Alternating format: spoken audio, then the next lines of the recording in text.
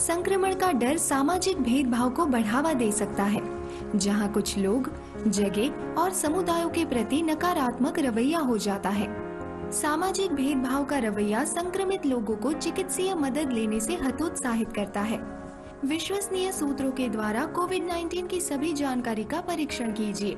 ऐसे व्यक्ति जो मरीज है या क्वारंटाइन में है, उनका नाम या पहचान सोशल मीडिया पर ना डालें। किसी भी समुदाय या जगह को कोविड-19 के फैलाव के लिए बदनाम ना करें। कोरोना को मात देने वाले व्यक्तियों को विजेता महसूस करवाएं। अग्रिम पंक्ति के कार्यकर्ताओं का सहयोग करें और उन्हें प्रोत्साहन दें। भेदभाव को रोकना हमारे समाज और लोगों के स्वास्थ्य एवं सुरक्षा के लिए बहुत जरूरी है। याद रखें, हमें रोग से लड़ना है, रोगी से नहीं। एनडीएमए एवं आईआईपीएचजी द्वारा जनहित में जारी।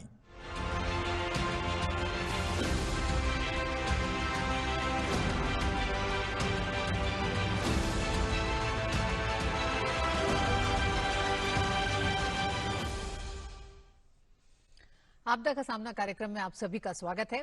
आज इस कार्यक्रम की कड़ी में आपदा की स्थिति में राहत और बचाव कार्य से जुड़ी तैयारियों का जायजा लेने के लिए आपदा प्रबंधन प्राधिकरण लोगों के बीच मॉक ड्रिल का आयोजन करता है।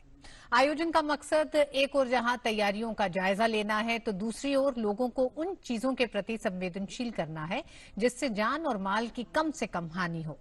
प्राकृतिक आपदाओं से निपटने में एजेंसियों की तैयारियों को परखना है मॉक ड्रिल का मकसद। लोगों में इन मॉक ड्रिल्स को लेकर कितनी जागरूकता है और राज्य स्तर पर किस स्तर से इस दिशा में काम हो रहा है, इन तमाम बातों पर चर्चा करने के लिए हमारे साथ 3 पैनलिस्ट जुड़ चुके हैं। हमारे साथ सैयद अता हसनैन साहब हैं, ये सदस्य एनडीएमए हैं। आपका बहुत बहुत स्वागत है अता हसनैन साहब। हमारे साथ Gujarat state disaster management authority से एडिशनल सीईओ विक्टर मैकमोर जुड़ गए हैं। आपका भी बहुत बहुत स्वागत है सर। और हमारे साथ हिमाचल प्रदेश से चंबा जिले से डिप्टी कमिश्नर डीसी राणा जुड़ गए हैं। ये आप एक्स डायरेक्टर स्पेशल सेक्रेटरी हैं। आपका भी बहुत बहुत स्वागत है राणा साहब। इस चर्चा को आगे बढ़ाते हुए सबसे पहले अता हसनैन साहब आपके पास आना चाहूंगी। मौजूदा दौर में आपदा प्रबंधन, उसकी तैयारियां, मॉक ड्रिल्स पे तो हम बात करेंगे, लेकिन भारत में इस आपदा प्रबंधन और उनकी तैयारियों को लेकर हम कब से सचेत हुए हैं, उस सफर के बारे में शुरुआत में हम जानना चाहेंगे। और अब हम कहां आज आप पाते हैं भारत को इस प्रक्रिया में? बहुत दिलचस्प सवाल है आपका।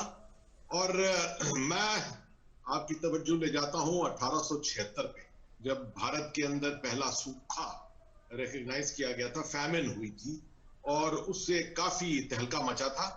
और तब से एक आप समझिए एक ऑफिशियल तौर पे उसका जायजा लिया गया था और डिजास्टर मैनेजमेंट, फैमिन को डिजास्टर मैनेजमेंट को, सूखा जो है उसको डिजास्टर मैनेजमेंट के अंदर शामिल करके एक अथॉरिटी बनाई थी उस वक्त। वो मेरे ख्याल में सबसे पहले ऑफिशियल डिस्कोर्स था डिजास्टर मैनेजमेंट का, मगर कोई प्रोफेशनलाइज तरीका नहीं था।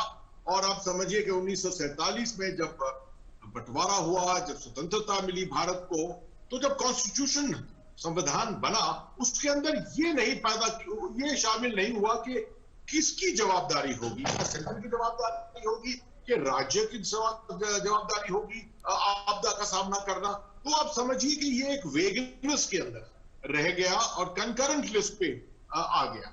ये तकरीबन 90, 97, 98 के वक्त तक ये चलता रहा। एग्रीकल्चर मिनिस्ट्री के नीचे आपदा का सामना जो था, आपदा की जवाबदारी थी, वो एग्रीकल्चर मिनिस्ट्री के नीचे थी, क्योंकि ज्यादातर इसको एग्रीकल्चर के साथ ही मारा जाता था। मगर 97, 98 के बाद इसको देखा गया कि हमारा इसकी तरफ सिर्फ रिएक्शन जो है, या इसका मैनेजमेंट जो है, एक सिर्फ रिस्पॉन्स के तौर पर, रिएक्शन के तौर पर हो रहा है, जिससे कि इतनी कैजुअलिटीज होती हैं आपदा की वजह से। इसको कम करना चाहिए, इसका सामना करना चाहिए। तो मेरे ख्याल में 2001 में जब वो भुज का भूकंप आया था, वहां से शुरू हुआ, वहां से ट्रिगर हुआ। और 2005 में जाकर नेशनल डिजास्टर मैनेजमेंट एक्ट दिसंबर 2005 में एनैक्ट किया गया। मेरे ख्याल में आखिरी ट्रिगर इसके लिए जो था वो 2004 की सुनामी थी, और उससे जो है जवाबदारी बढ़ गई, अच्छी तरह से बढ़ गई कि कंकरेंट लिस्ट में तब भी रहा मगर एक इंस्टीट्यूशनल तौर पे हम आपदा का सामना करने लगे, शुरू कर दिया हमने और तैयारी शुरू करी, प्रिपेयर्डनेस, मिटिगेशन, यानी कि अगर किसी हालत में आपदा आती है तो कैसे उसका जो असर है उसको कैसे कम से कम किया जाए। बिल्कुल अतस नैन साहब, उस असर को कम से जी कम प्रॉपर्टी उस असर को कम करने के लिए जो तैयारियां हैं, हालांकि हम ये माने कि प्राकृतिक आपदाएं जब आती हैं तो असली एक तरह से मुकाबला उन तैयारियों का तभी होता है, लेकिन विक्टर मैकमोहन साहब, हमने देखा जिस तरह से 2001 का भुज का भूकंप था, उसने एक बार फिर हमको सचेत भी करा और समाज में वो तैयारी हम पहले से करके रहे, यानी कि लोगों को तैयार रखें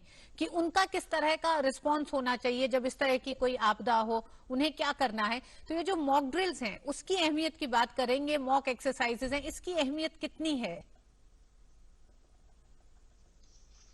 देखिए, ये जब भूकंप आया उसके बाद से जब एनडीए में और स्टेट डिजास्टर मैनेजमेंट भी बना और काफी कुछ नियमावली बनी, एक्ट बने, पर भारतीय जो उपमहाद्वीप है उनमें सबसे अधिक आपदाग्रस्त जो क्षेत्रों में से एक भारत है, क्योंकि इसकी 82% आबादी है वो प्राकृतिक आपदा से संपर्क में ही जी। ऐसा यूं है क्योंकि भारत की 85% और 85% जमीन विस्तार वो एक या दूसरी आपदा से वल्नरेबल है, 59% और 59% भूकंप से वल्नरेबल है, 68% भारत की समुद्र तट साइक्लोन और सुनामी से वल्नरेबल है, 12% जमीन है वो रिवर इरोजन और इससे वल्नरेबल है।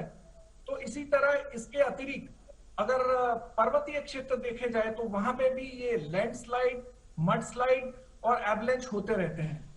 इसके अलावा भी आपदा न केवल एक भयानक मानवीय और सामाजिक हानि कर जी।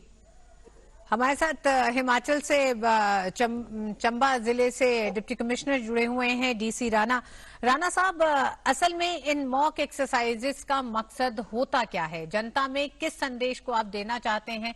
क्या ऐसा भी लगता है कई बार मॉक एक्सरसाइजेस एक डर भी पैदा करती हैं? क्या ये रहा है? मॉक एक्सरसाइजेस जो हैं किसी भी आपदा की या किसी भी स्थिति को निपटने के लिए पूर्व तैयारी का एक बहुत ही बेहतर तरीका है और हम एनडीएमए के साथ लगभग वर्ष 2006 से जो है मॉक ड्रिल्स कर रहे हैं और वो मॉक ड्रिल्स जो है अलग अलग स्तर पे हो रही हैं, वो राज्य स्तर पे भी हो रही है जिसमें पूरा स्टेट इन्वॉल्व है, रीजनल स्तर पे भी हो रही है। जैसे वर्ष 2012 में एनडीएमए ने हिमाचल, पंजाब, हरियाणा और जेएंडके के साथ मिलकर एक सिनेरियो एक्सरसाइज की थी कि अगर 8 मैग्नीट्यूड का अर्थक्वेक आता है तो क्या सिनेरियो होगा और हमारी तैयारी क्या है, हमारा रिस्पांस क्या है।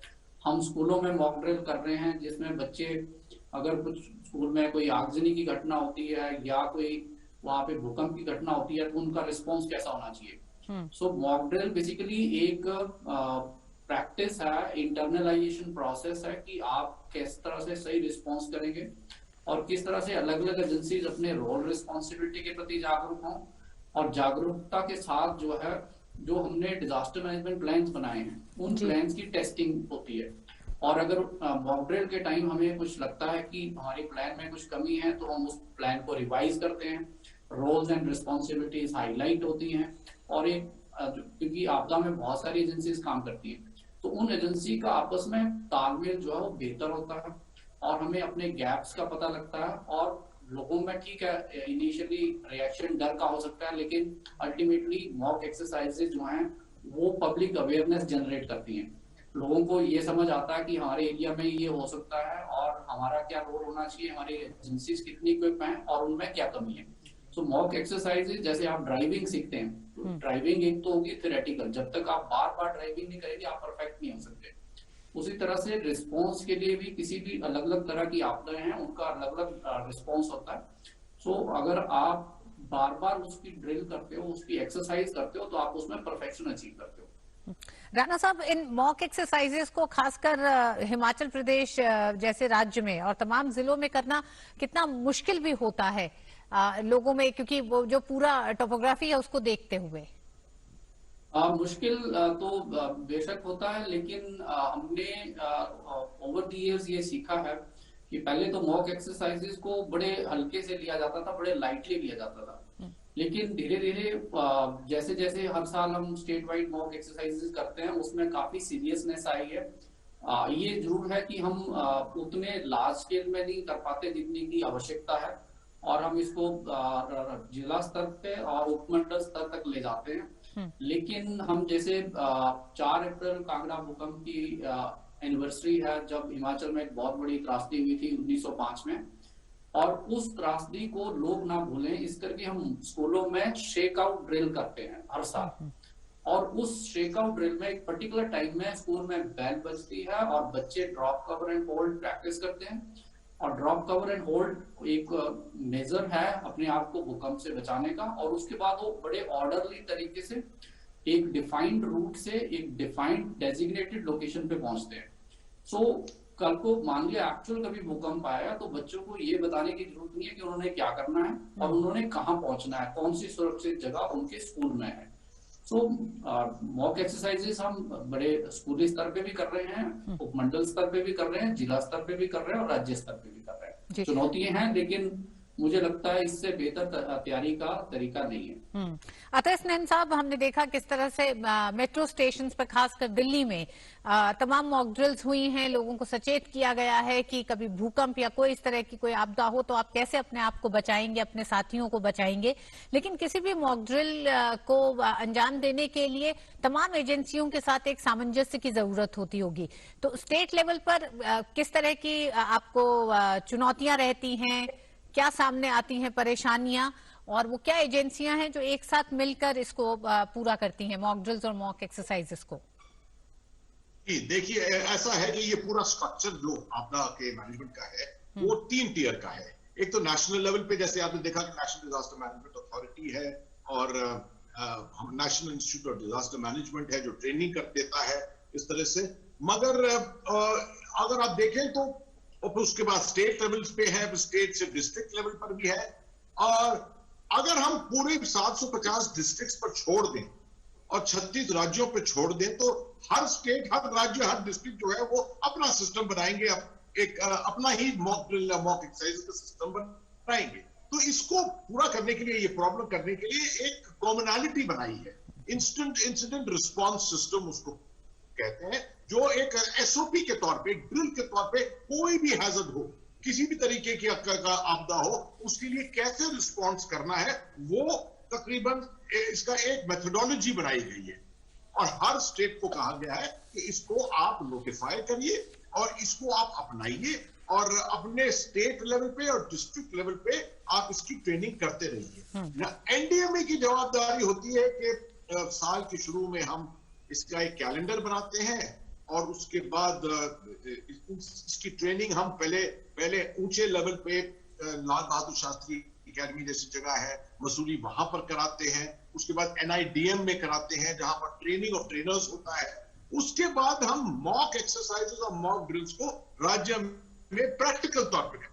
ये भी एक बड़ा सिस्टमैटिक सिस्टम होता है जिसके लिए शुरुआत जाकर पहले थियोरेटिकल चीजें होती हैं, एक टेबल टॉप एक्सरसाइज होती है, उसके ऊपर पहले ये सब जो है इसको प्रैक्टिस किया जाता है एक थियोरेटिकल तौर, और उसके अगले दिन जाकर इसकी एक मॉक एक्सरसाइज होती है प्रैक्टिकल तरीके से, ताकि एक जगह से इसको डायरेक्ट करके पूरे राज्य में सब डिस्ट्रिक्ट्स इसको अपनाती है और अपने अपने जगह पर जो चुना हुआ आपका आपदा है, जैसे भूकंप हो सकता है या फ्लड हो सकता है, उसके ऊपर वो प्रैक्टिस करते हैं। तो इसकी वजह से एक कोऑर्डिनेटेड तरीका हो जाता है और हर मिनिस्ट्री जो हर किस्म के आपदा के लिए एक मिनिस्ट्री जो है वो नियुक्त की गई। जैसे कि आप समझिए कि फ्लड्स के लिए या आप समझिए भूकंप के लिए तो मिनिस्ट्री ऑफ अर्थ साइंसेज है, वो उसको देखती है। सूखा अगर हो गया तो वो मिनिस्ट्री ऑफ एग्रीकल्चर देखती है।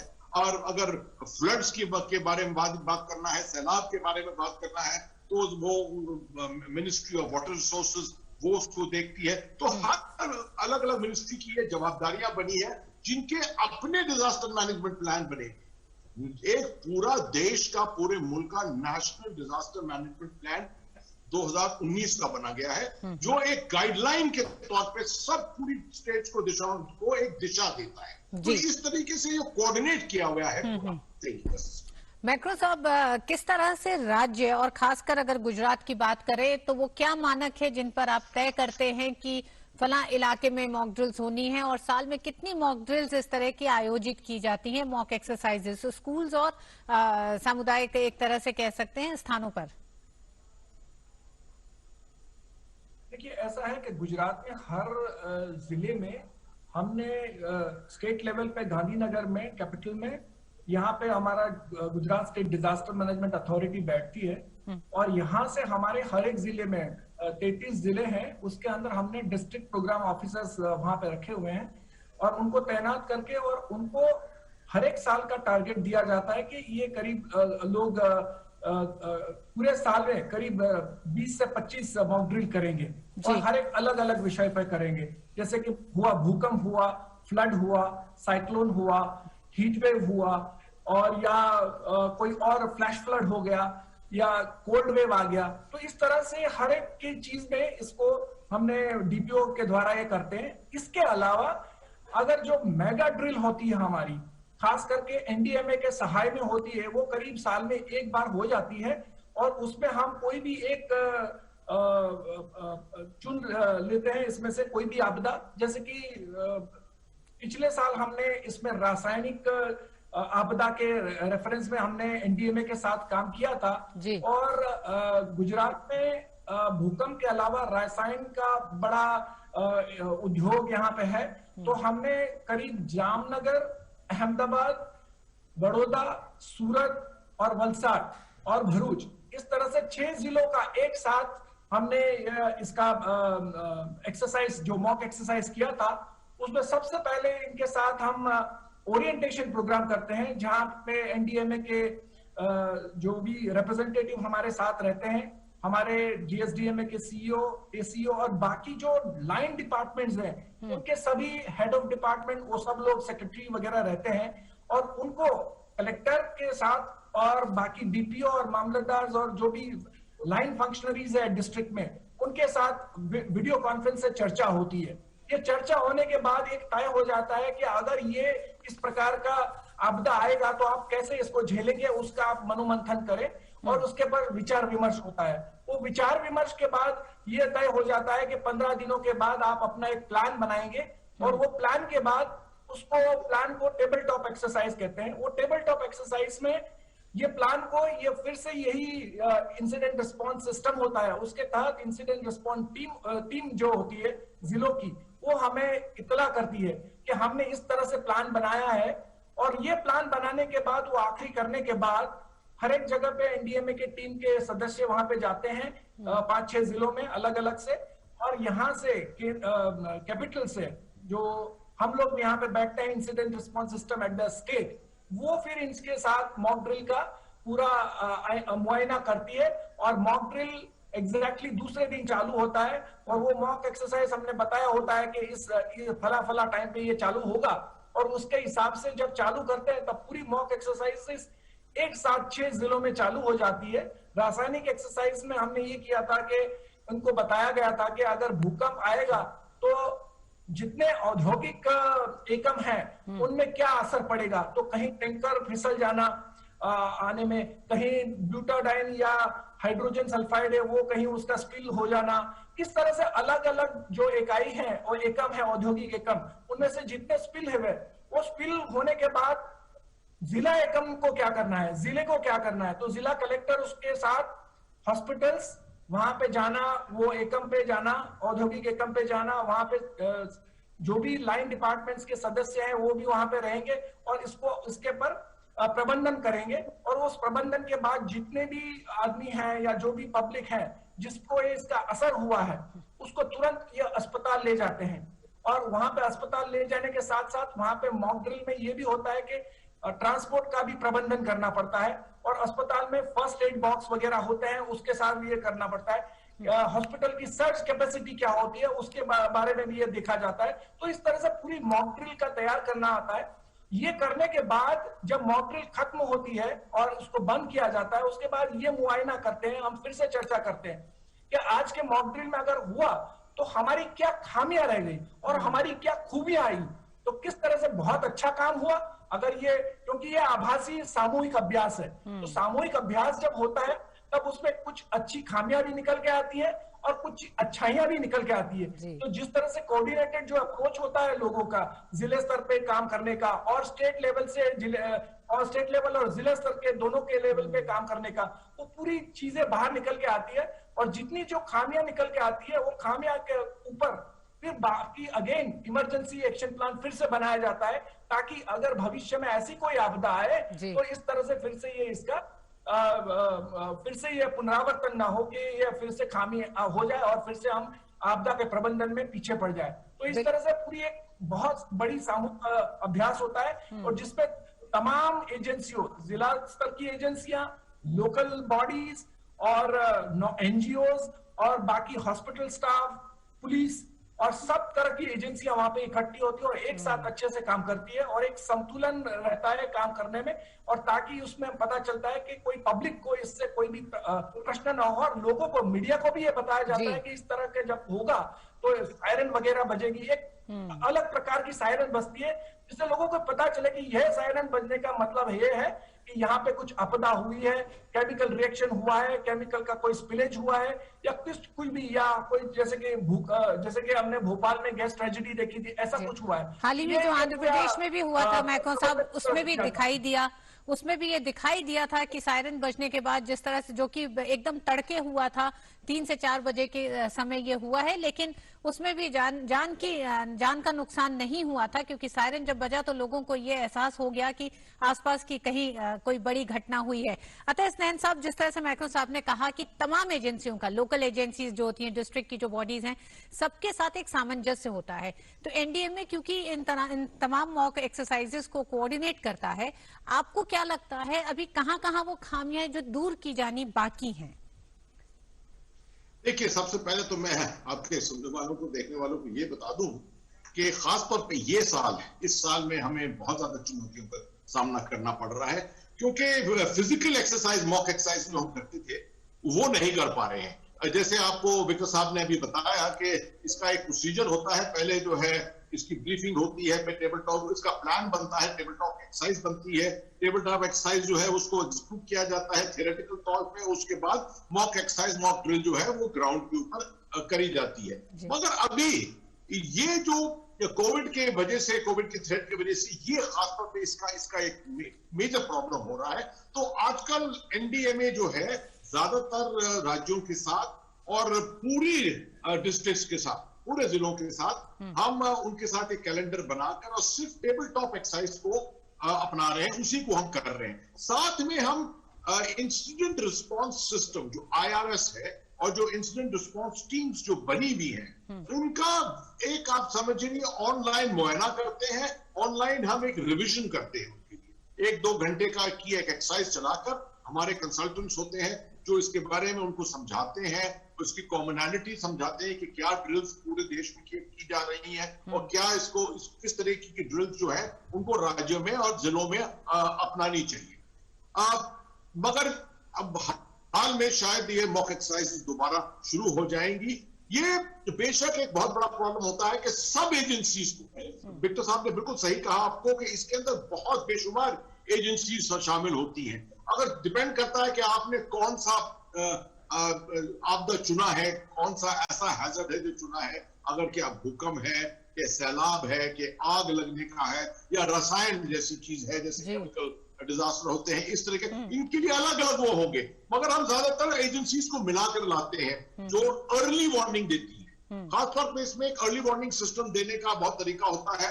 जैसे आपकी meteorological department, Indian meteorological department cyclone का वही देते हैं, सबसे ज्यादा अर्ली वार्निंग देते हैं। सेंट्रल वाटर कमीशन है, वो फ्लड्स के बारे में वो देते हैं अर्ली वार्निंग। हसन साहब राणा साहब से ये भी जानते जी, हसन साहब राणा साहब से जरा ये भी जानते हैं, राणा साहब, जब मॉक ड्रिल्स, मॉक एक्सरसाइजेस होती हैं, तब आप एक समीक्षा करते हैं रिस्पांस पूरी मैकेनिज्म का। ऐसे में हमने भुज के दौरान ये भी देखा था कि बचाव कार्य में जो मुश्किलें आ रही थी वो उन संसाधनों, उन मशीनों की भी थी।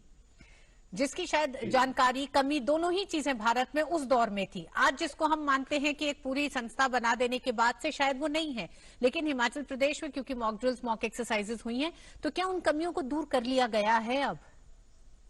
हिमाचल में जो जब भी हमने मॉक एक्सरसाइज की है, हमने एक बड़ा डिटेल जो है उसको डॉक्यूमेंट किया है, और उस डॉक्यूमेंटेशन में हमने ये भी देखा कि क्या चीजें थी जो सही थी, क्या चीजें जिसमें इश्यूज थे, और हमारे क्या ऐसे एरियाज हैं जिसमें गैप्स है जी। तो हमने एक चीज जो पाई, वो कम्युनिकेशन, एक जैसे एक इशू था जो हमें बड़ा उभर के सामने आया, क्योंकि हिल्स में कम्युनिकेशन एक मेजर इशू है। तो हमने उस कम्युनिकेशन के गैप को फिल करने के लिए लगातार काम किया, और आज की डेट में हमने बहुत सारे सैटेलाइट फोन जो हैं वो स्टेट में ऐड किए हैं, जो स्टेट के डिफरेंट कॉर्नर्स पे हमने उपलब्ध करवाए हैं। सैटेलाइट फोन किसी भी समय जो है वो उपलब्ध रहेगा। इसके अलावा ये सैटेलाइट फोन हमने डिस्ट्रिक्ट एडमिनिस्ट्रेशन को दिए हैं, उसी तरह से सैटेलाइट फोन हमने पुलिस नेटवर्क में भी ऐड किए हैं। इसके अलावा जब कभी भी आपदा होगी तो हमें रियल सिचुएशन जानने के लिए ऑडियो वीडियो कम्युनिकेशन नेटवर्क की आवश्यकता रहेगी। उस नेटवर्क को फिल करने के लिए हमने एक पुलिस नेटवर्क में 75 के करीब जो है वो वीसैट ऐड किए हैं। वो वीसैट जो है एक पुलिस मॉडर्नाइजेशन की स्कीम के अंतर्गत हमने ऐड किए हैं, बट वो अवेलेबल रहेंगे आपदा प्रबंधन के लिए भी, ताकि किसी भी सूरत में जी राणा साहब रहेगा। और हम ऑडियो वीडियो जो कम्युनिकेशन है वो हर स्तर पर state, district and national level पे कम्युनिकेट कर पाएंगे। विक्टर साहब, विक्टर साहब अंत में बहुत संक्षेप में आपसे चाहूंगी, समय कम है, हमने कितना एक तरह से वॉलेंटियर एक तरह से बनाने में हम कामयाब रहे हैं इतने लंबे समय में, मॉक ड्रिल्स और मॉक एक्सरसाइज करके? क्योंकि इस तरह की आपदाओं में सबसे ज्यादा होता है जन भागीदारी, लोगों को बचाने के लिए भी एनडीआरएफ की अपनी फोर्स है, लेकिन उसके बावजूद भी। देखो, ये आपने एक बड़ा बहुत ही बेहतरीन सवाल पूछा है, ये मैं कहूंगा, क्योंकि सबसे ज्यादा देखो सरकार का जो भी है भाग और सरकार के जितने भी कर्मचारी हैं और कर्मी हैं, वो हर एक जगह पे एक सीमित होते हैं। तो ऐसी आपदा जब आती है तब लोग ये सोचते हैं कि भाई ये सब सरकार का करने का है और उनका तो कोई उसमें भागीदारी होती नहीं है। पर ये धीरे धीरे लोगों के समझ में डाला गया है, और इसके लिए एनडीएमए द्वारा एक आपदा मित्र की एक स्कीम चालू कर दी गई थी। और ये आपदा मित्र की स्कीम चालू करने के बाद सबसे पहले हमने यहाँ पे भरूच जिले में इसको आजमाया था और उसको चालू किया था, और उसके बाद आज हमने ये राज्य सरकार द्वारा, गुजरात सरकार द्वारा ये स्कीम को हमने अपने तौर पे ले लिया है राज्य सरकार के तौर पे। और उसमें आज हमारे पास 3000 से ज्यादा आपदा कर्मी हैं जो खुद अपने बल पे आते हैं। उनको हम 15 दिन की ट्रेनिंग देते हैं एसडीआरएफ के द्वारा, और ये ट्रेनिंग में उनको खास करके तैरना और गहरे जल में अगर कोई गिर जाता है तो उसको कैसे बाहर निकालना, फर्स्ट एड कैसे देना, और बाकी ये पूरी सब एक्सरसाइज है, ये मोबाइल का किस तरह से उपयोग करना, और ये सब बाकी ये सब चीजें उनको बताई जाती है। और जब भी आपदा आती है तो हर एक जिले में जितने जो आपदा मित्र हैं वो कलेक्टर के साथ सीधा संपर्क में आ जाते हैं, और पूरे एडमिनिस्ट्रेशन, डिस्ट्रिक्ट एडमिनिस्ट्रेशन जो जिला स्तर पे होता है, उनके साथ वो लोग सहयोग से काम करते हैं। और ये लोग इतना जरूर कह सकते हैं क्योंकि वो लोग वही जिले में रहते हैं, तो उनको खास करके मालूम होता है कि कहाँ इसका प्रयोग कहाँ से कर दिया जाएगा, कहाँ से हमें बाकी चीजें मिल जाएगी, तो उनको ये सब पूछना नहीं पड़ता। और 15 दिन की एकदम डिटेल ट्रेनिंग इनको दी जाती है, तो उनके पास नंबर वगैरह रहते हैं। बिल्कुल विक्टर साहब, इसे कह सकते हैं ये हमारी ये आपदा कर्मी, आपदा मित्र, ये पूंजी है उस पूरी एक्सरसाइज की जो इतने सालों से भारत में एनडीएमए और एसडीएमए तमाम राज्यों में कर रहे हैं, कि ये वो लोग हैं जब कोई आपदा होगी तो हमें किसी सरकारी किसी तंत्र से ज्यादा उन वॉलेंटियर्स की जरूरत होती है, समाज से लोगों की जरूरत होती है जो खुद आगे आके लोगों को बचाने और खुद को बचाने और लोगों को बचाने का काम करते हैं। बहुत बहुत धन्यवाद तीनों ही मेहमानों का, सैयद अतः हसनैन साहब आपका भी, विक्टर मैको आपका, और डीसी राणा साहब आपका भी हमारे साथ जुड़ने के लिए और विस्तार से इन बातों को सबके सामने रखने के लिए कि किस तरह से आपदा प्रबंधन के दौरान जो ये मॉक ड्रिल्स और मॉक एक्सरसाइज होती हैं, ये कितनी अहम होती हैं और कितना जरूरी होता है इसमें जन भागीदारी का भी। तो आपदा का सामना के आज के अंक में बस इतना ही। अगले हफ्ते फिर मिलेंगे एक नए विषय के साथ। मुझे दीजिए इजाजत। नमस्कार।